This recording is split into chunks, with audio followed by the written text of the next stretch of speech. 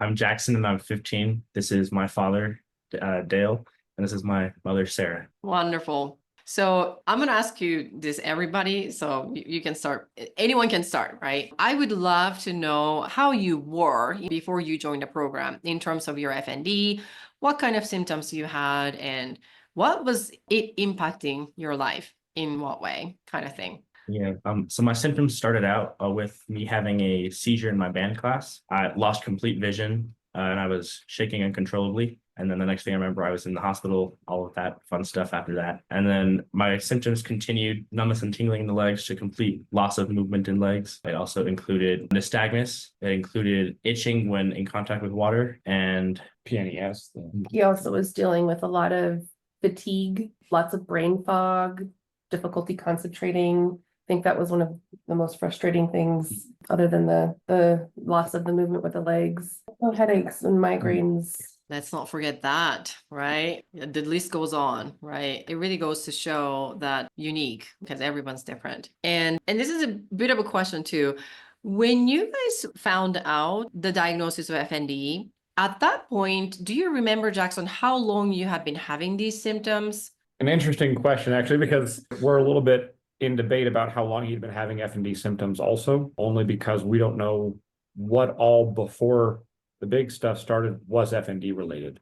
He had things like falls and he had migraines and nystagmus and that sort of thing that were definitely ramping up for at least a year before everything really that we know was going on. His first non-epileptic seizure happened, it was probably about a week before he was diagnosed with FND. But Wow. other stuff well before that may have been FND. Got it. Okay.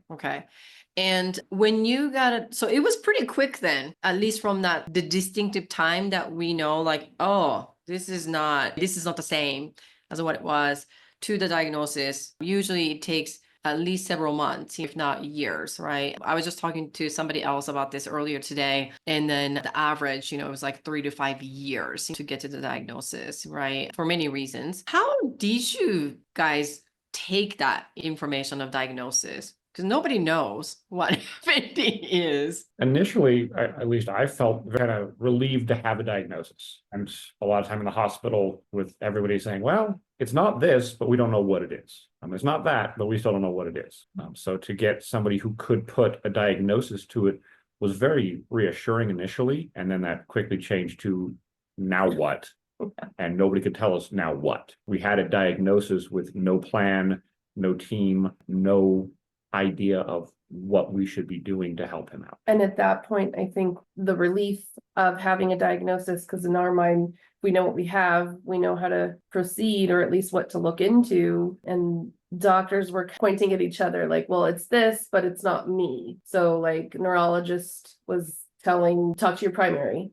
And then the primary was thinking the neurologist should be heading things up. So that was kind of a lot to navigate because we're like, we don't care who, how about you guys talk to each other and let's come up with a plan and figure this out. But without specialists in our state, we started looking out of state and researching, and that's how we came across your program. Which I was actually looking at my notes, and then I don't know if I actually got this correctly. How did you guys find me? I have like a Facebook, Yeah, it was on social media initially. Oh, it was? We Okay. kind of learned about you a little bit through that and reached out and scheduled an initial meeting.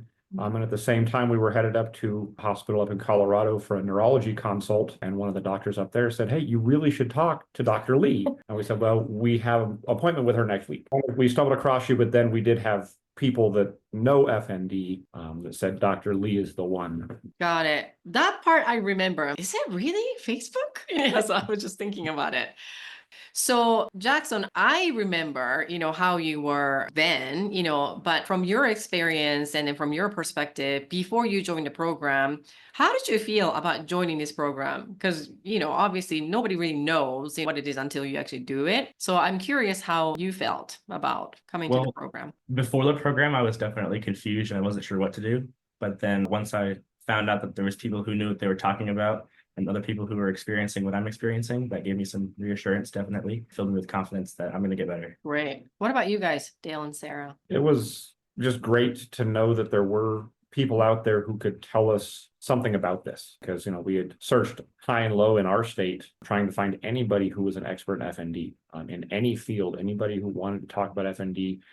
And, even researching online, there was nobody listed in our state. So getting into the program helped us out because we had more concrete ideas about what to do. We had a plan moving forward with the modules, where we were going to be headed, and we had the opportunity to talk to you as somebody who really truly can support the recovery, and other parents, because it's kind of a very lonely, isolating condition. Nobody even knows about it. Nobody knows who has. I mean, everybody can say, oh yeah, I think I know somebody who had that, but it's not somebody where you can just go and talk to a group of people and have someone who has it, or someone whose kid has it, so that there's a light at the end of the tunnel, and that you do have support, and you do have people there who truly do understand what you're going through. Yeah. Sarah, what about you? I know that I was very excited. I've done some of my own counseling work in the past. So knowing where you were heading with things and some of the work that you were going to be digging into in some of the later modules, knowing how that benefited me in my own journey, I could definitely see how it was going to help Jackson in the long run. So I was really excited that he would have the opportunity to build some tools and learn some skills to help not just the here and the now, but long-term strategies that he'll be able to apply in a multitude of ways. So I was excited for that piece. And I'm very much a one-stop shop kind of person. So being able to have, the information, the opportunity to ask questions, and to also network and hear from other families and teens. That's how the medical field should function. Unfortunately, it doesn't, but this definitely provides that much needed interconnected piece. Sort of like a bridge in the gap, right? You know what you have, and then solution may or may not be readily available, but you want to get better. So what are how to bridge the gap? Absolutely. Yes. And so then when you started the program, what was it like for you guys from the teens perspective and from parents perspective? I know you guys shared, already about this sense of community, and which is a big thing that is often overlooked. When I started the program, I was just really glad to see other people who were also dealing with FND, and to talk to people who have ways to get better or feel better or anything really. Talking about I don't know, almost like comrade. It's like you are all marching towards the same goal, and everybody's working really hard at their own pace and then their own way. So I hope that, we have created this amazing community of everybody lifting each other, right? Instead of let's just stay in this doom and gloom kind of place, right? Because it's easier for anyone to get to that, go down that route. But is that kind of how you felt, Jackson, in terms of other teens being able to talk and then helping each other? What about you guys, parents? It was confidence building. You want, as a parent, nothing more than to fix whatever's wrong for your child. In turmoil for a few months between symptoms first showing up and finding the program, where we were just in survival mode, just keeping everybody alive and not really working to help fix anything and support Jackson in his recovery. And so knowing that we had a plan just became this huge weight off of our shoulders, that we were going to be able to do our job, which is to help our son. And it's a lot to navigate. And so that one-stop shop kind of idea of, we didn't have to do the research. We didn't have to find the articles or any of that. It was an opportunity to learn. And personally, I appreciated the individual pace option because, we all process at different speeds, and some things I might need to listen to a few more times and they've got it and they can move on, or vice versa. But we were still all going through the same learning, even if it was at different rates or times, that we could have conversations around the things that we were learning and building. Wonderful. And Jackson, aside from, or I guess in addition to this sense of, community that you found, oh my gosh, I'm not the only one. What else do you feel like that was helpful so far, to get through this journey of recovery for you? I think all the strategies that I've learned through the modules that you've given us has definitely been one of the biggest things that helped me. Wonderful. Great. Parents, Sarah and Dale? Same thing. I think we as parents often are I wish there was a manual, and that's what this is.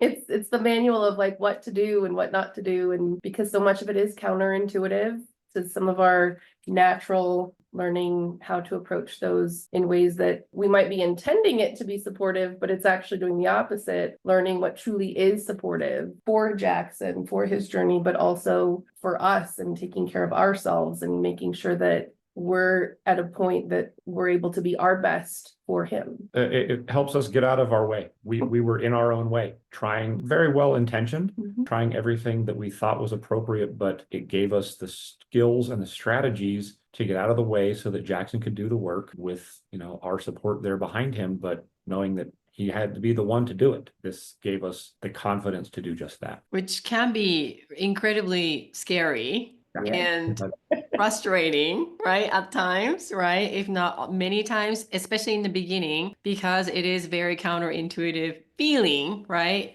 Yeah. What do you mean the parents are sitting back and let the child in the driver's seat, so to speak? So absolutely the counterintuitive part. I agree. But when you know the logic behind it and then science behind it, you're like, Makes sense. oh yeah, yeah. But it really goes to show that it is, again, just a sign of care and love and concern, and just didn't have the path that you could follow. It was really that amazing. And so fast forward, how are things with you, Jackson? Now things are very good. I no longer deal with most of the symptoms that I've had, other than the occasional memory fog, probably just from being a teen, of course, and the lack of movement in my legs. We're like really narrowing down to this one last, So I wanted to ask you about that, because I heard from your dad with that, movement, I mean, literally and figuratively speaking in that process. So could you share a little bit about what's been going on with your legs and then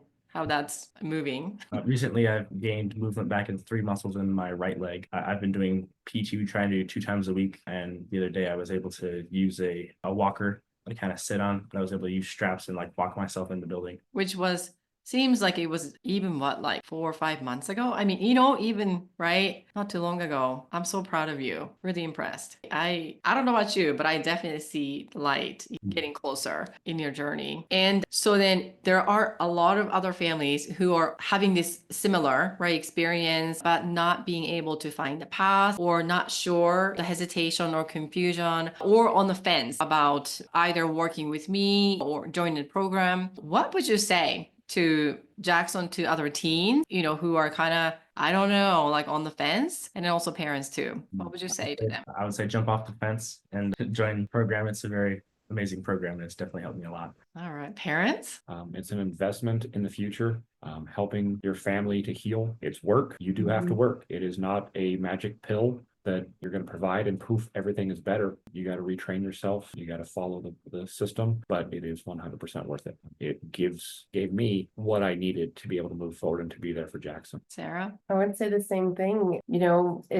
I agree. It's the investment, not just in terms of finances and time and effort and energy, but it's an investment in your child. It's an investment in yourself and as a family. And, you will get out of it what you put into it. So you are all in, and, you keep that passion going, you will reap benefits. So yeah, it's well worth it. I'm 100% believer in the grass is the greenest where you water. Absolutely. Right? But if the water is not coming out or spread too thin, then the grass is not necessarily the greenest where you water. So I absolutely, agree with you. It is a work, but it's well worth the work. And as you mentioned, Sarah, I totally agree. This is the skills and strategies and the mindset that Jackson is going to live for the rest of his life, right? No one can take that away from him, no matter what. And we develop skills and tools that,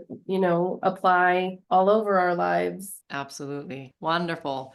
I think a lot of families need to hear this, right? From your own experience and from your perspective, what it's like to going through the program. This really goes to show, right? The progress is not linear.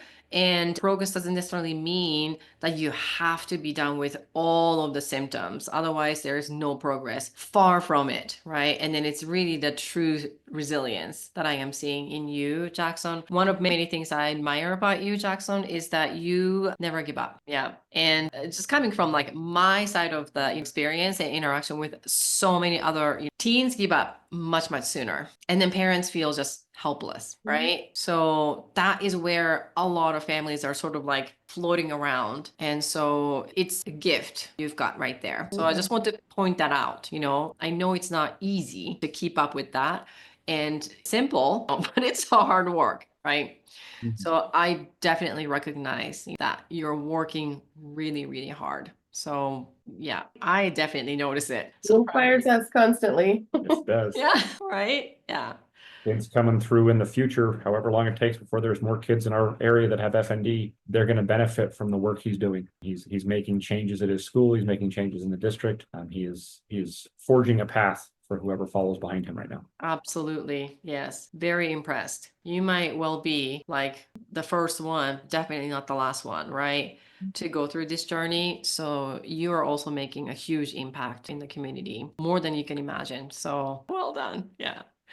Thank you so much, though. And this is not possible without the family support. So I really appreciate Dale and Sarah for showing up for him. Thank you. Awesome. Send me a DM for any questions, and I would love to share this with the entire world.